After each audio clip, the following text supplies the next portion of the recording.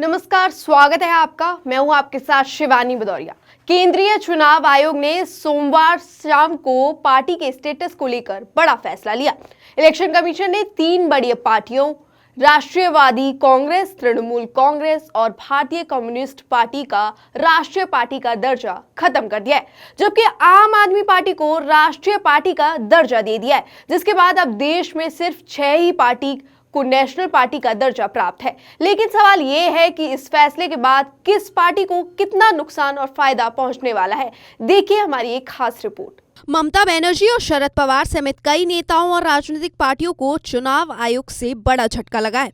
वहीं अरविंद केजरीवाल की आम आदमी पार्टी के हक में फैसला दे दिया है। दरअसल चुनाव आयोग ने तृणमूल कांग्रेस, एनसीपी, सीपीआई और एसआईटीसी से राष्ट्रीय पार्टी का दर्जा वापस ले लिया है। वहीं अरविंद केजरीवाल की आम आदमी पार्टी को राष्ट्रीय पार्टी का दर्जा मिल गया है। दरअसल चुनाव आयोग का कहना है कि इन दलों को 2 संसदीय चुनाव और 21 राज्य विधानसभा चुनावों के पर्याप्त मौके दिए गए थे, लेकिन वे अच्छे प्रदर्शन नहीं कर पाए हैं, इसलिए उनका ये दर्जा वापस ले लिया गया है। इलेक्शन कमीशन का फैसला। कौन बना राष्ट्रीय दल, किसका छिना दर्जा? आप नई राष्ट्रीय पार्टी बनी। टीएमसी अब राष्ट्रीय पार्टी नहीं, एनसीपी राष्ट्रीय पार्टी नहीं, सीपीआई राष्ट्रीय पार्टी का दर्जा छिना, बीआरएस नहीं रही क्षेत्रीय दल, आरएलडी क्षेत्रीय दल का दर्जा छिना। इसके अलावा लोक जनशक्ति पार्टी रामविलास को नागालैंड में एक राज्य पार्टी के रूप में मान्यता मिली है। टिपरा मोता पार्टी को त्रिपुरा में एक राज्य पार्टी के रूप में मान्यता मिली है। वहीं बीआरएस को आंध्र प्रदेश में एक राज्य पार्टी होने का दर्जा भी छीन लिया है। इसके अलावा चुनाव आयोग ने उत्तर प्रदेश में आरएलडी का एक राज्य पार्टी का दर्जा वापस ले लिया है। जिसके बाद आपको बता दें कि अब कितनी राष्ट्रीय पार्टी बची हैं। Congress, BJP, CPM, BSP, NPP और आप। दरअसल तृणमूल कांग्रेस, एनसीपी और सीपीआई से चुनाव आयोग ने नेशनल पार्टी का दर्जा वापस ले लिया है।